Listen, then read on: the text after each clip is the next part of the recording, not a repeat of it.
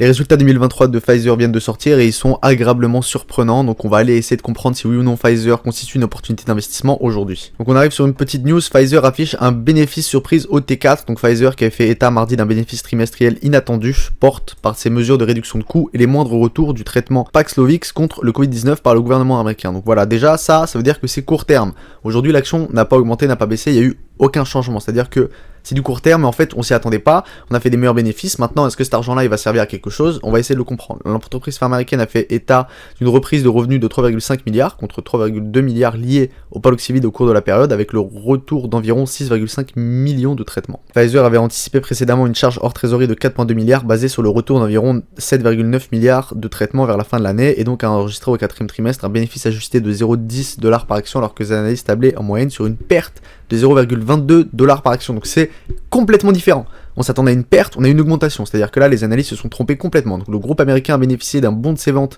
avec la pandémie du Covid-19, mais depuis cet effet s'est estompé. Donc ça, on le savait déjà. On l'avait déjà expliqué dans plusieurs vidéos. Et les investisseurs ont continué à sanctionner l'échec du médicament expérimental de Pfizer contre l'obésité. C'est-à-dire qu'aujourd'hui, elle sait évidemment que l'obésité, c'est un gros marché, et c'est un marché qui est déjà pris par Novo Nordisk, par Eli Lilly, par peut-être même d'autres entreprises, etc. Faut aller voir. Et donc, en 2023, les revenus liés au Covid-19, donc le traitement antiviral Paxlovid, le vaccin, et donc s'est élevé à 12,5 milliards de dollars en ligne avec les objectifs de l'entreprise qu'elle attendait. Toutefois, les ventes de ces produits ont chuté de 78% par rapport au sommet, ça on s'y attendait, et donc ça on s'en fout un petit peu. Le groupe prévoit également d'augmenter ses revenus grâce à ses traitements anticancéreux, notamment via l'acquisition de Segan pour 43 milliards de dollars et son nouveau vaccin contre le virus respiratoire Syncytial. Donc à la bourse, il prenait 1,12% avant bourse, donc ça on s'en fout. Nous maintenant on va la regarder, voilà. Pfizer reporte full year 2023 et résultats réaffirme full year 2023 financial guidance. Donc on est à peu près sur des revenus de 58,5 milliards, donc des revenus qui ont baissé du Paxlovid à peu près de 41% par rapport à l'année dernière, c'est normal. On exclut ça, full year reported diluted du PS 0,37 pardon, qui baisse de 93% year of the year, c'est énorme, c'est-à-dire que diluted de PS 1,84 qui baisse de 72% par rapport à l'année. Donc le dernier quarter, on voit que donc on a un déclin du Kumari, ça on s'y attendait, ça aussi on s'y attendait. Fourth quarter reported dilué loss par share de 60 centimes et ajusté diluted EPS $10. Donc là c'est l'ajusté. Est-ce que sur TradingView il me prend l'ajusté ou est-ce qu'il me prend le mauvais bénéfice? Donc non, voilà, là on a le 0,10, c'est-à-dire que l'ajusté représente effectivement donc ce que l'entreprise devait gagner. Par contre, donc là on estime que potentiellement après on aura un petit retour de croissance, c'est-à-dire qu'à peu près on serait sur un 10% de rendement en moyenne sur un Pfizer sur les prochaines années, comparé là on était à 6,58, c'est quand même pas mal hein. Voilà, mais 3$ pour un 27 aujourd'hui c'est pas mal.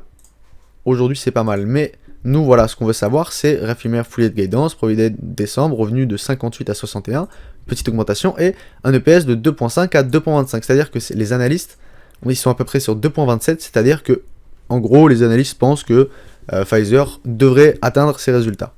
Et donc là, à peu près, on nous donne les pipelines, et donc là, on peut le voir ici, sur le site internet. Donc là, on a Learning Presentation, donc on va les regarder un petit peu. Donc là, ils nous disent des meilleurs revenus, ça, de toute façon, on s'en fout un petit peu, parce que nous, les revenus d'aujourd'hui, ils nous intéressent pas du tout.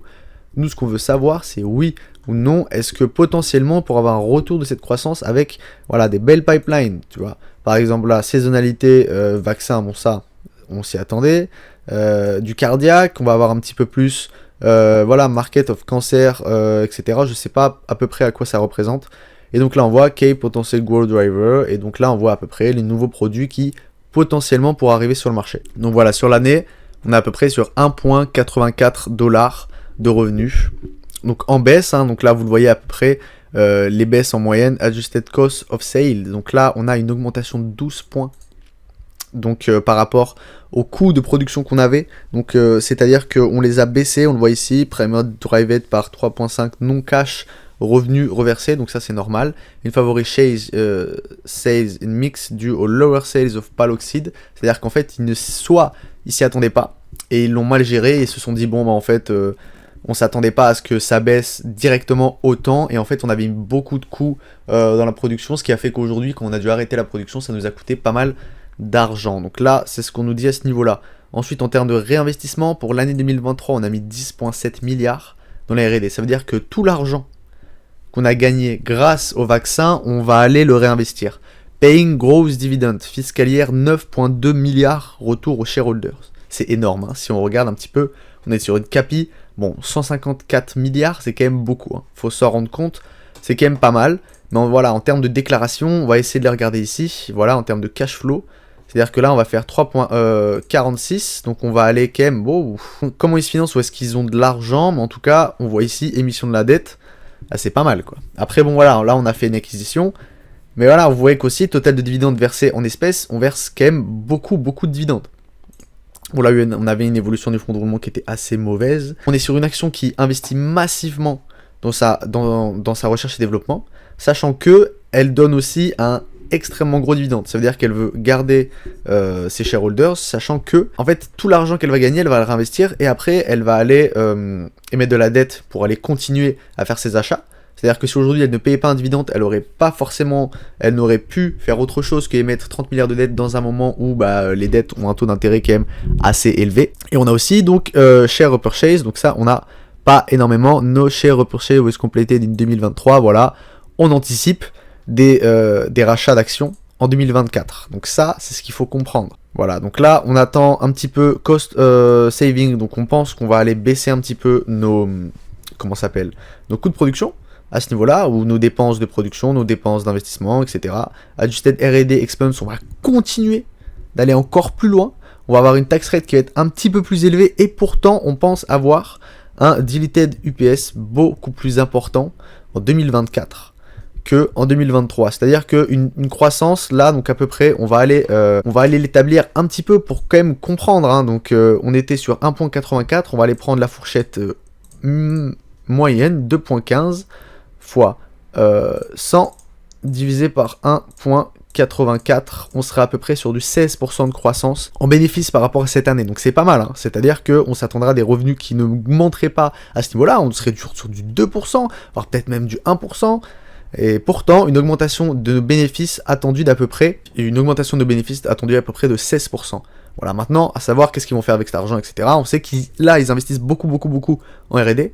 Donc il faut aller faire attention, hein, si on continue d'émettre de la dette, ou si on continue peut-être, ça se trouve, on émet des actions aussi, donc ça je l'ai pas forcément vu. Là pour l'instant, on faisait du rachat d'actions, ensuite en 2020-2021, ils ont bien compris que c'était pas intéressant de faire du rachat d'actions. Bon, en 2022, ils en ont fait un tout petit peu, mais voilà, on voit que là, sur les derniers trimestres, on n'en a pas fait du tout, parce qu'on sait exactement que ce n'est pas intéressant pour nous.